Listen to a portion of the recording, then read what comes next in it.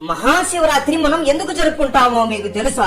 ఈ రోజు ఎందుకు పవిత్రమైనది? ఎందుకు మనం శివుడిని పూజిస్తున్నాము? శివుడు పార్వతిని ఎందుకు ఎలా పెళ్లి చేసుకున్నాడు? ఈ రోజు కోరిన కోరికలు తప్పకుండా ఎందుకు తీరతాయో ఈ రోజు వీడియోలో తెలుసుకుందాం. మీరు శివ భక్తులు అయితే ఈ వీడియో చివరి వరకు తప్పకుండా చూడవలసిందే. మన హిందూ పురాణాల ప్రకారం అతి ముఖ్యమైన ముగ్గురు దేవుళ్ళు ఎవరు అంటే బ్రహ్మ, విష్ణు, శివ.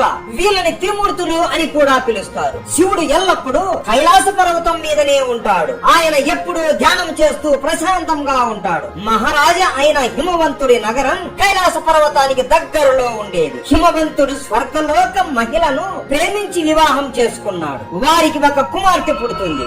ఆమె పేరు పార్వతి. ఆమె పర్వతాలకి రాజు అయిన హిమవంతుడి కూతురు అవడం వలన ఆమెకు పార్వతి అని నామకరణం చేశారు. పార్వతీదేవి చిన్నప్పటి నుండి చదువులో, ఆటలలో మరియు అన్ని విషయాలలో చురుకుగా ఉండేది.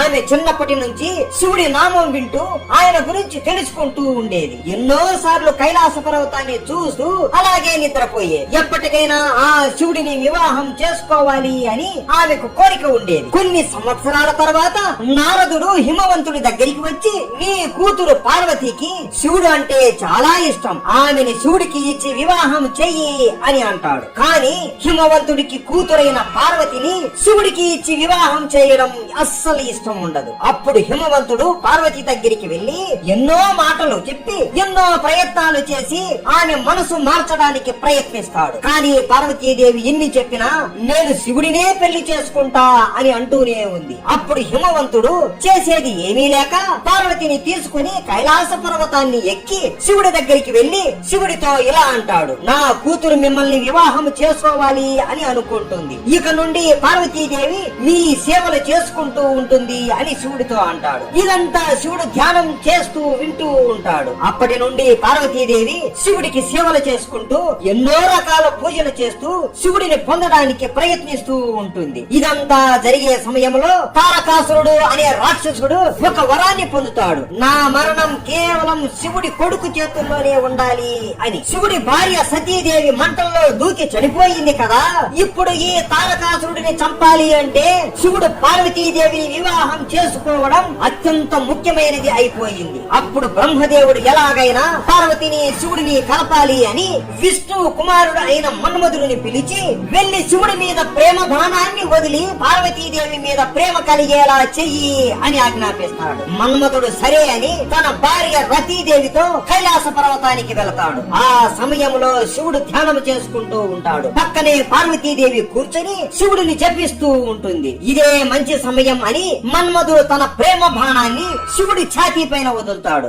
వందల సంవత్సరాల నుండి ధ్యానం చేస్తున్న నాకు భంగం కలిగిస్తావా అని కోపంతో ఎదురుగా ఎవరు ఉన్నారో అని కూడా చూడకుండా తన మూడవ కన్ను కోపం మరియు క్రోధంతో తెరుస్తాడు. అంతే, ఆ మూడవ కన్ను నుండి వచ్చిన శక్తికి ప్రేమకి దేవుడైన మన్మధుడు భస్మమైపోతాడు. తన భర్త తన కళ్ళ ముందే చనిపోవడం చూసిన మన్మధుడి భార్య రతీదేవి ఏమీ ఆలోచించకుండా పార్వతీదేవిని చూసి నీకు నీ జీవితంలో సంతానం కలగదు అని చెప్పిస్తుంది. కానీ మళ్ళీ తారకాసురుడు గురించి గుర్తొచ్చి, పార్వతి నువ్వు తల్లి అవుతావు, కానీ నీ గర్భం నుండి ఒక్క పిల్లవాడు కూడా నీకు పుట్టడు అని చెప్పి వెళ్లిపోతుంది. పార్వతీదేవి ఏడుస్తూ శివుడి వైపు చూస్తుంది. శివుడు పార్వతీదేవి ముఖం కూడా చూడకుండా మళ్ళీ ధ్యానంలోకి వెళ్లిపోతాడు. పార్వతీదేవికి అప్పుడు అర్థమైపోతుంది, శివుడి అనుగ్రహం పొందాలి అంటే ఆయనని పూజించాలి అని అనుకుని పార్వతీదేవి కైలాస పర్వతం నుండి వెళ్లిపోయి శృంగి తీర్థములో శివలింగం ముందర కూర్చొని శివుడి నామాన్ని జపిస్తూ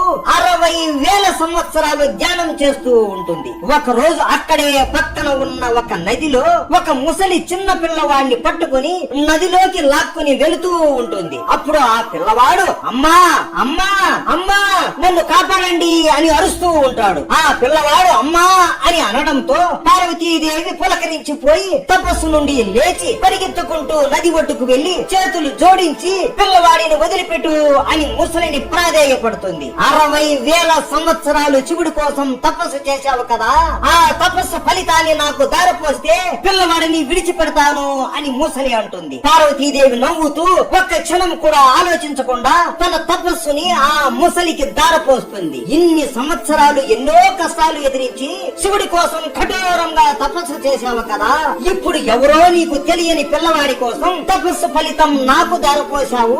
అస్సలు నీకు శివుడు అంటే ఇష్టం ఉందా లేదా అని ఆ ముసలి నవ్వుతూ ప్రశ్నిస్తుంది. ఆ పిల్లవాడు నన్ను అమ్మా అని ప్రేమగా పిలిచాడు కదా. ఎవరైనా ఆపదలో ఉన్నప్పుడు నన్ను తలుచుకుంటే ఎంత పెద్ద పనిలో ఉన్నా వాళ్ళ కోసం స్వయంగా నేనే వచ్చి ఆదుకుంటాను. ఇక తపస్సు అంటావా? శివయ్య అంటే నాకు ప్రాణం. నేనే మళ్ళీ ఎన్ని సంవత్సరాలైనా శివుడి కోసం తపస్సు చేస్తాను అని అంటుంది. ఆమె ప్రేమను చూసి ఆ ముసలి రూపంలో ఉన్న శివుడు అసలైన రూపంలోకి వస్తాడు. పార్వతీ ప్రేమను పరీక్షించడానికి ఇదంతా శివుడు చేస్తాడు. పార్వతీదేవి శివుడిని చూసి ఎంతో సంతోషిస్తుంది. అలా శివుడు పార్వతిని పెళ్లి చేసుకోవడానికి అంగీకరిస్తాడు. దేవతలు అందరూ కలిసి హిమవంతుడి ఇంటికి వెళ్లి హిమవంతుడిని పెళ్లికి ఒప్పిస్తారు. అలా శివుడికి పార్వతికి హిమవంతుడి ఇంటిలోనే వివాహం జరుగుతుంది. ఈ వివాహం మామూలుగా జరగలేదు. ఈ పెళ్లి ఎలా జరిగిందో చెప్తే ఆశ్చర్యపోతారు. శివుడి పెళ్లి చాలా ఘనంగా జరుగుతుంది. అది చెప్పాలి అంటే ఈ వీడియోలో సమయం సరిపోదు కాబట్టి దీని మీద ఇంకో వీడియో చేస్తాము. మీకు ఇంట్రెస్ట్ ఉంటే కామెంట్ చేయండి. భలే ఉంటుంది శివ పార్వతుల పెళ్లి. పెళ్లి అయిన మరుసటి రోజే దేవుళ్ళందరూ శివ పార్వతుల దగ్గరికి వెళ్లి, అయ్యా స్వామి, మీరు మన్మధుడిని భస్మం చేసేశారు కదా, దయచేసి అతనిని మళ్ళీ బ్రతికివ్వండి. మన్మధుడు కేవలం బ్రహ్మ చెప్పిన పని మాత్రమే చేశాడు, అంతే. ఇందులో అతని తప్పు ఏమీ లేదు అని వేడుకుంటారు. పార్వతీదేవి కూడా రతిదేవి బాధ చూసి శివుడిని వేడుకుంటుంది. సరే అని తన తపోశక్తి ఉపయోగించి మన్మధుడిని మళ్ళీ బ్రతికిస్తాడు. అప్పటికే తారకాసురుడు లక్షల మందిని చంపేసి ఉంటాడు. పార్వతీకి ఉన్న శాపం వలన బిడ్డలు జన్మించరు కాబట్టి శివుడు మరియు పార్వతీదేవి ఒక గృహలోకి వెళ్లి ధ్యానం చేస్తారు. వాళ్ళ ఇద్దరి తపో శక్తితో అగ్నిలాగా వెలిగిపోతున్న 6 అగ్నిగుండములు ప్రత్యక్షమవుతాయి. అప్పటికే తారకాసురుడు దేవుళ్ళని హతమారుస్తూ ఉంటాడు. మిగతా దేవుళ్ళు అసహనంతో అగ్ని దేవుడిని శివుడి దగ్గరికి పంపుతారు. శివ పార్వతులు సరే అని ఆ 6 అగ్నిగుండములను ఇస్తారు. అగ్నికి దేవుడైన అగ్నిదేవుడు కూడా ఆ 6 అగ్నిగుండముల నుండి వచ్చే వేడిని తట్టుకోలేకపోతాడు. వెంటనే గంగాదేవిని పిలిచి ఆమెకు ఇవ్వగా ఆమె కూడా కొద్ది సమయం తరువాత ఆ వేడిని తట్టుకోలేక పక్కనే ఉన్న నదిలో ఆ 6 అగ్నిగుండములను పడవేస్తుంది. ఇదంతా చూసి పార్వతీదేవి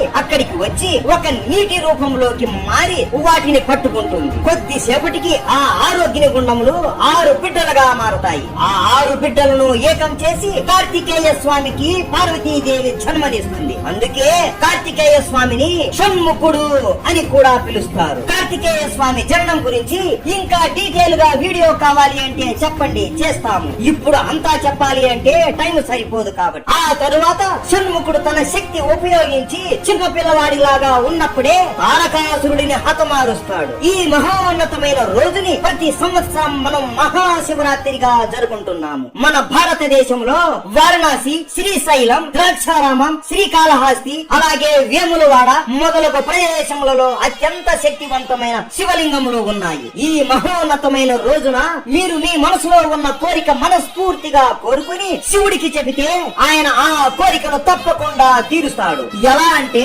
ముందు జన్మలో మత్తుకు బానిసై మందు తాగుతూ చిల్లర తిరుగుళ్ళు తిరుగుతూ ఎంతో ఆకలితో ఉన్న ఒక మనిషి తన ఆకలి తీర్చుకోవడం కోసం శివరాత్రి రోజు శివాలయంలో ఒక దీపం పెట్టడం వలన మరుసటి జన్మలో శివుడి అనుగ్రహం వలన కుబేరుడులాగా మళ్ళీ జన్మించాడు. ఇదే రోజు ప్రతి సంవత్సరం విష్ణువు 1008 కలువ పువ్వులతో శివుడికి జపిస్తాడు. మీరే అర్థం చేసుకోండి ఈ రోజు ఎంత మహోన్నతమైనదో.